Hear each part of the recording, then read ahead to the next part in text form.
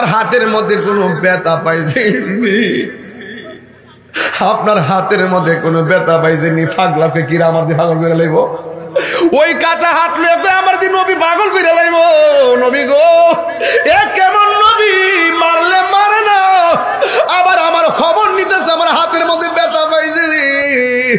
ও পৃথিবীর মানুষ, এবার লোকটা নবীর ডাক দিয়ে কয়, ও বাবারা আমার নবী ডাক দিয়ে কই আপনি ব্যথা পাইছেননি? এই লোকটা চোখের পানি ফেলে কই, কেমন নবী রে? মারলেও মারে না, মারার পরেও প্রতিশোধ নেই না।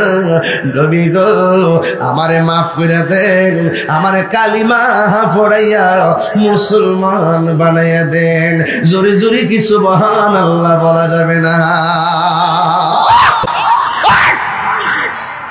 ওই লোকটা দৌড় মারছে, নবী গো আমার বিদায় দেন, এখন থেকে আমি মালিকানা একটাই, সবাইরে কালিমার দাওয়াত দিমু। সুবহানাল্লাহ, আর জোরে গোনা সুবহানাল্লাহ। কিসের দাওয়াত দিবে? কালিমার দাওয়াত দিবে, কালিমার দাওয়াত দিবে। এবার আমার নবী বলে, খামোশ, দাঁড়াও। দাঁড়াইলেন, কই তুমি যখন আমারে মারছিলা যাতে কি ছিলা? কয় খ্রিস্টান। তুমি যখন হাতটা কাটছিলা যাতে কি ছিলা? কয় খ্রিস্টান। তুমি যখন আমার বাড়িতে আসছো তুমি কি ছিলে? কয় খ্রিস্টান।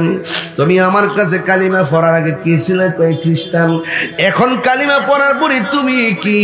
কয় আমি মুসলমান। এখন কথা হলো, আসার সময় আসছো খ্রিস্টান হইয়া হাত কাটা লইয়া, আর এখন মুসলমান হইয়া কাটা হাত লইয়া গেলে কি মোস্তফার দরবারের শান থাকিনি রে বাবা?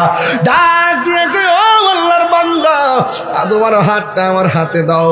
কাটা হাতটা নবীর হাত মোবারকের মধ্যে দিলেন। দেওয়ার পরে আমার নবী সুপারগুলো ঘামের মতন নবীর থুতু মোবারকটা কাটা জায়গার চতুর্দিকে প্রলেপ লাগাইয়া এমন ভাবে হাতটা অ্যাডজাস্ট করে দিয়েছে।